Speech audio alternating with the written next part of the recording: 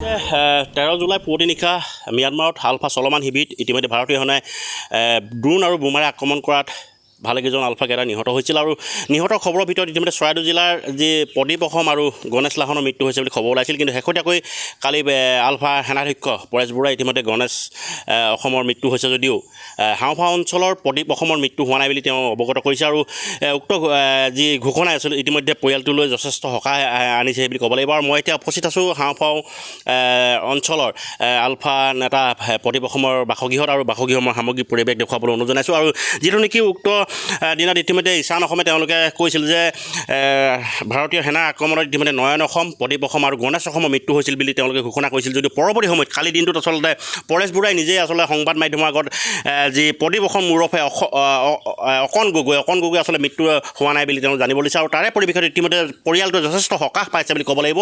আচলতে দুখৰ মুহূৰ্তত তেওঁলোকে এটা যি দুখৰ পৰিৱেশ আছিল এই পৰিৱেশটো সাময়িকভাৱে তেওঁলোকে সকাহ পাইছে বুলি ক'ব লাগিব। আৰু এই ক্ষেত্ৰত মই পোনে আত্মীয় জ্যেষ্ঠ ভাতৃ কনিষ্ঠ ভাতৃ আছে তেখেতৰ ওচৰলৈ গৈছোঁ। কিবা খবৰ আহিছিল নেকি? খবৰটো আমি নিউজতে অৱগত, নিউজ চাই গম পাইছোঁ যে তেখেত জীৱিত আছে বুলি প্ৰকাশ কৰিছে।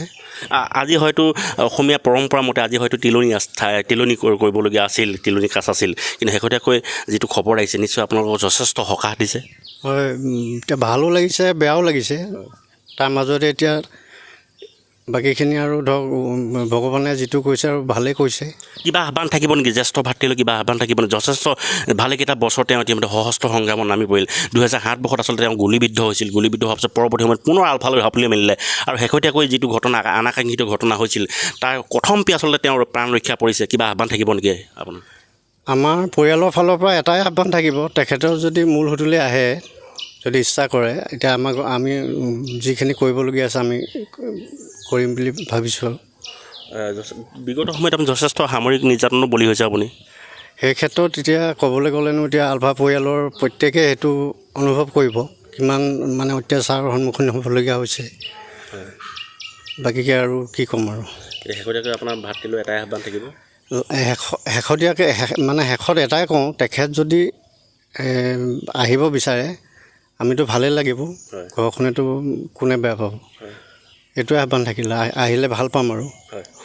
আছিল তেওঁৰ মন্তব্য, কনিষ্ঠ ভাতৃ মন্তব্য তেওঁ ইতিমধ্যে এটা কথা সদৰি কৈছে যে আচলতে মূল সুঁতিলৈ ঘূৰি আহক, যিহেতু নেকি যথেষ্ট বছৰ সংগ্ৰাম কৰিলে আৰু সেই তেওঁ সংগ্ৰামৰ পথলৈ ওলাই যোৱা পৰিপ্ৰেক্ষিতত ইতিমধ্যে পৰিয়ালটোক যথেষ্টভাৱে মানসিক হওক বা শাৰীৰিক হওক নিৰ্যাতন চলোৱা হৈছিল। বিভিন্ন সময়ত বিভিন্ন সামৰিক লোক আহি বা আৰক্ষী লোক আহি তেওঁলোক সোধা পোছা কৰিছিল।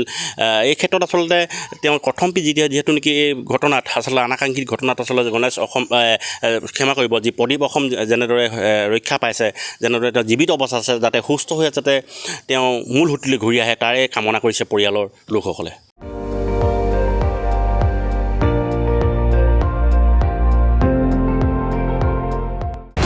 আপুনি চাই আছে ND24, সৰ্বশ্ৰেষ্ঠ নহয় সৰ্বোত্তমৰ দৌৰা।